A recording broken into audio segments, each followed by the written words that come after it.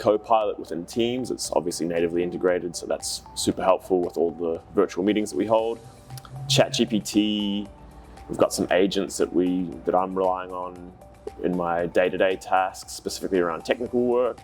And there's this great little device on Claude that we can have for coffee table meetings. So when you're not at a virtual meeting, you can still record it if you need to and do some good post-meeting analysis off that.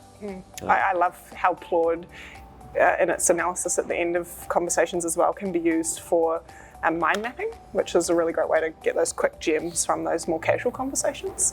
I'm absolutely using much of the same tools as well, certainly enjoying Copilot for things like, cutting through notification noise and really summarising what's gone on in the week. And I'm actually doing a bit of research at the moment and leveraging Perplexity, which is really great in that space in terms of drawing on sources and evidence and so forth. Nice. Yeah.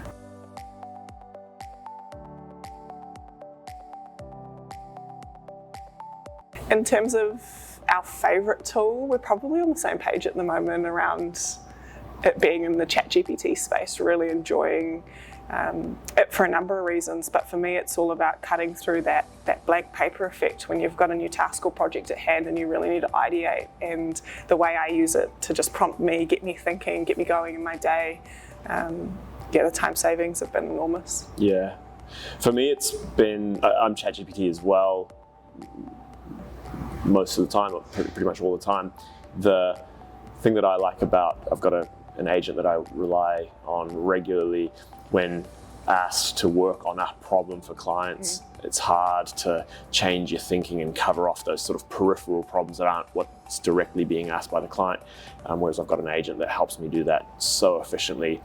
But it's actually spending a bit more time on these things, but the quality, I think, improvement's massive because it helps you cover off those things that you otherwise might not have considered, which I think in our world is really important. It's definitely important to call out though that we're using all of our ecosystem of tools really regularly, and while we have favourites, there's definitely strengths in different places. And certainly anything to do with business materials or content, anything in SharePoint, Copilot wins the day.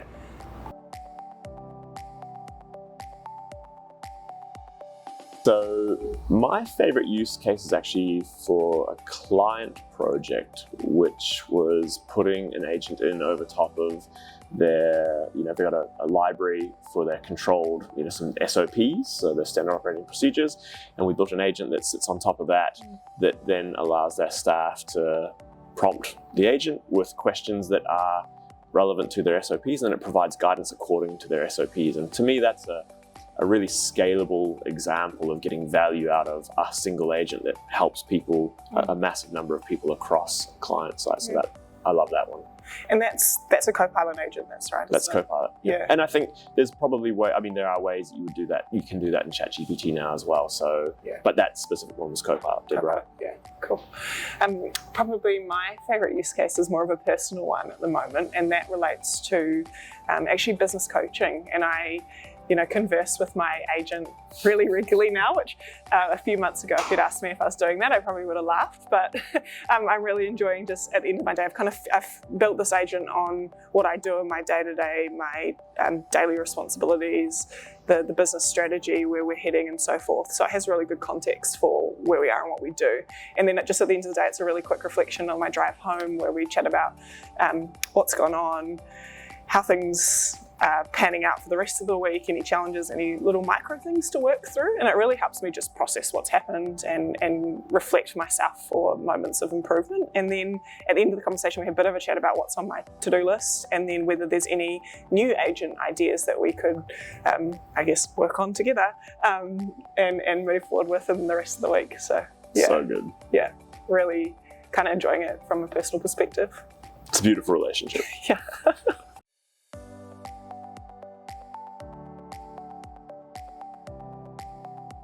So for people just getting started, the thing that I'd probably guide on, if they're in the Microsoft space, would be to just get the team up and running on Copilot free. As long as they're logged in to their corporate profile in the Edge browser, Copilot brings the features that you see in ChatGPT chat, but it has the added benefit of being data secure, which means you're not training the model on your corporate data. And that's an important thing to give people a safe space to learn and adopt those skills in. So that's probably my number one provided advice to clients just getting started. Yeah, I agree. I think it's certainly a great place to start, particularly when, you know, if it's just starting out and learning how to prompt. There's a real art to effective prompting, and the output you get from any GenAI solution really depends on the prompt that goes in to begin with, and then the reprompting from there. So the free Copilot solution is a really great place to start in terms of honing that art and learning about prompting frameworks and the best way to maximize what you get in return.